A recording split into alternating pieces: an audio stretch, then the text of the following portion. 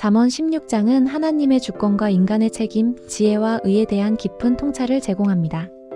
이 말씀을 통해 우리의 삶을 돌아보고 하나님의 뜻을 더욱 깊이 알아가는 시간을 갖도록 하겠습니다. 먼저 1절 말씀을 묵상해 보겠습니다. 마음의 경영은 사람에게 있어도 말의 응답은 여호와께로부터 나느니라. 이 구절은 우리에게 중요한 진리를 가르쳐 줍니다.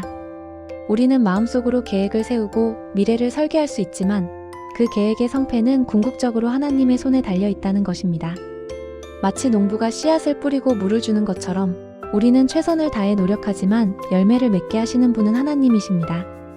그러므로 우리는 우리의 계획을 세우는 동시에 하나님의 인도하심을 구해야 합니다.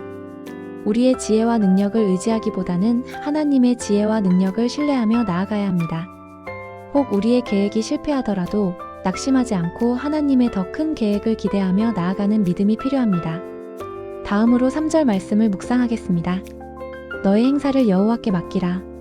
그리하면 네가 경영하는 것이 이루어지리라.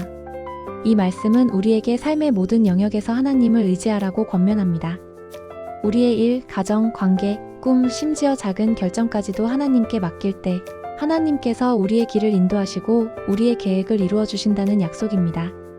마치 어린아이가 부모의 손을 잡고 걷는 것처럼 우리는 우리의 삶을 하나님께 의탁하고 그분의 인도하심을 따라야 합니다.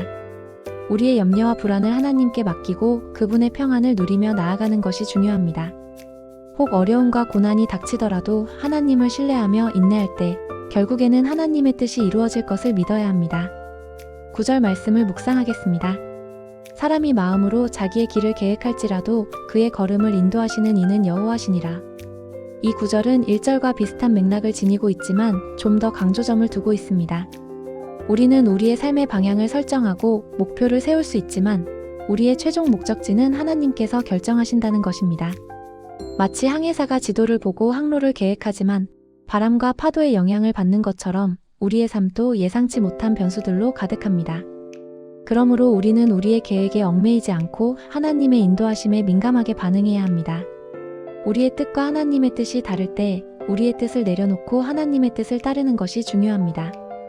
혹 우리의 길이 험난하고 고통스럽더라도 하나님을 신뢰하며 그분의 인도하심을 구할 때 결국에는 하나님의 영광을 보게 될 것입니다. 16절 말씀을 묵상하겠습니다. 지혜를 얻는 것이 금을 얻는 것보다 낫고 명철을 얻는 것이 은을 얻는 것보다 나으니라. 이 말씀은 우리에게 세상의 재물보다 지혜와 명철을 추구하라고 격려합니다. 금과 은은 일시적인 만족을 줄 수 있지만 지혜와 명철은 영원한 가치를 지닙니다.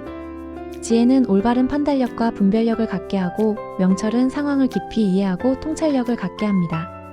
마치 등불이 어둠을 밝히는 것처럼 지혜와 명철은 우리의 삶을 밝히고 올바른 길로 인도합니다.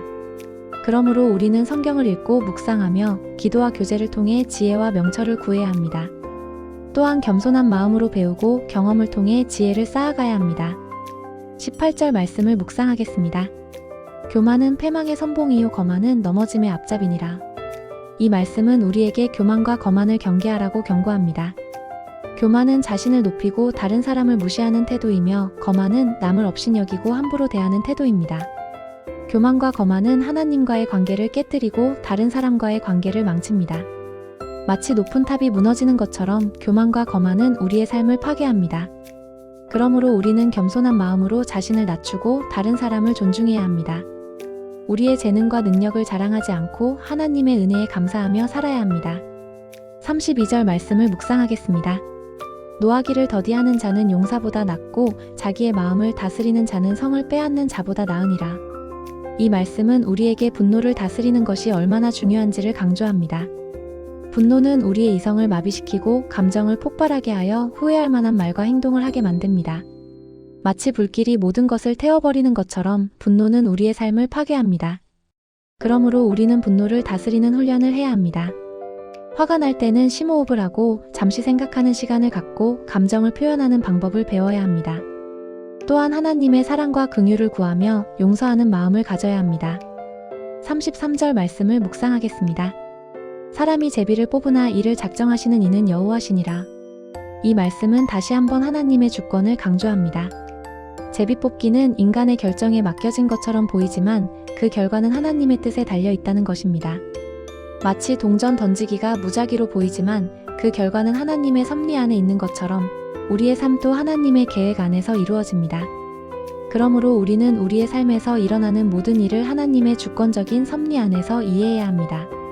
좋은 일이든 나쁜 일이든 모든 것이 합력하여 선을 이루도록 하시는 하나님을 신뢰해야 합니다. 사랑하는 여러분, 오늘 우리는 잠언 16장을 통해 하나님의 주권, 인간의 책임, 지혜와 의에 대한 깊은 통찰을 얻었습니다. 이 말씀을 통해 우리의 삶을 돌아보고 하나님의 뜻을 더욱 깊이 알아가는 시간이 되었기를 바랍니다. 우리의 마음의 경영은 사람에게 있지만 우리의 걸음을 인도하시는 분은 여호와이십니다. 우리의 행사를 여호와께 맡길 때 하나님께서 우리의 경영을 이루어 주실 것입니다. 지혜를 얻는 것이 금을 얻는 것보다 낫고 명철을 얻는 것이 은을 얻는 것보다 낫습니다. 교만은 패망의 선봉이요 거만은 넘어짐의 앞잡이입니다. 노하기를 더디하는 자는 용사보다 낫고 자기의 마음을 다스리는 자는 성을 빼앗는 자보다 낫습니다. 사람이 제비를 뽑으나 이를 작정하시는 이는 여호와이십니다. 이 모든 말씀을 마음에 새기고 하나님의 인도하심을 따라 살아가는 복된 삶이 되기를 축원합니다.